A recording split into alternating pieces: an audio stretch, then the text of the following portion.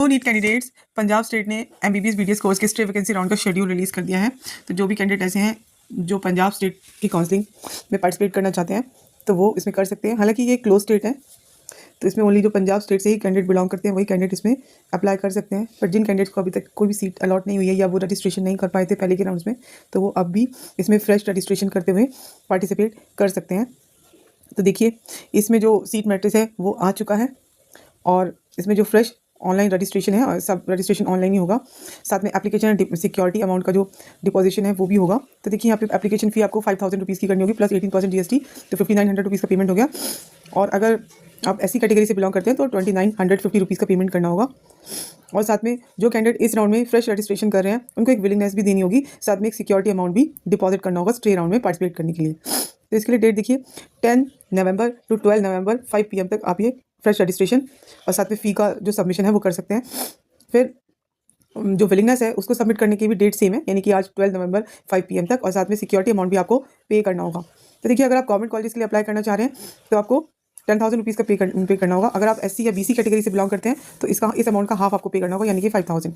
अगर आप private and government दोनों कॉलेज के लिए अप्लाई करना चाहते हैं तो 1 लाख का सिक्योरिटी डिपॉजिट है, and for only private college 1 lakh का। फिर अगर आप अपनी एप्लीकेशन फॉर्म में कुछ भी करेक्शन या एडिटिंग करना चाहते हैं तो उसके लिए भी डेट सेम है, 10 to 12 नवंबर ही है। एक बार अगर आपने अपनी इन्फॉर्मेशन को फिल करके लॉक कर दिया तो फिर आप कोई भी उसमें चेंज नहीं कर पाएंगे, और फिर इसके बाद कोई भी रिक्वेस्ट भी आपकी कंसीडर नहीं की जाएगी कुछ भी चेंज करने के लिए। और जो कैंडिडेट ऐसे हैं जो Sikh minority, Christian minority quota के लिए अप्लाई कर रहे हैं तो उनको जो भी कॉलेज है वहाँ पे जाकर अप्लाई करना होगा। जैसे कि सिख माइनॉरिटी कॉलेज है SGRD, तो वहाँ पे आपको रिपोर्ट करना है। अगर आप क्रिश्चियन माइनॉरिटी से के लिए अप्लाई कर रहे हैं तो फिर आपको जो क्रिश्चियन मेडिकल कॉलेज है लुधियाना का वहाँ पे करना होगा, क्योंकि वहाँ पर आपका जो माइनॉरिटी का स्टेटस है उसका वेरिफिकेशन होगा। जो कैंडिडेट ऐसे हैं जो ऑलरेडी अपना माइनॉरिटी स्टेटस वेरीफाई करा चुके हैं first, second and third round की काउंसलिंग के टाइम, उनको फिर से रिपोर्ट करने की और वेरीफाई कराने की ज़रूरत नहीं है। इसमें जो एक प्रोविजनल मेरिट लिस्ट है वो 13 नवंबर यानी कल आ जाएगी, और फिर कैंडिडेट चॉइस फिलिंग करेंगे। तो चॉइस फिलिंग के लिए डेट है 14 to 15 नवंबर। देन इस राउंड का जो प्रोविजनल रिजल्ट है वो 18 नवंबर को आ जाएगा।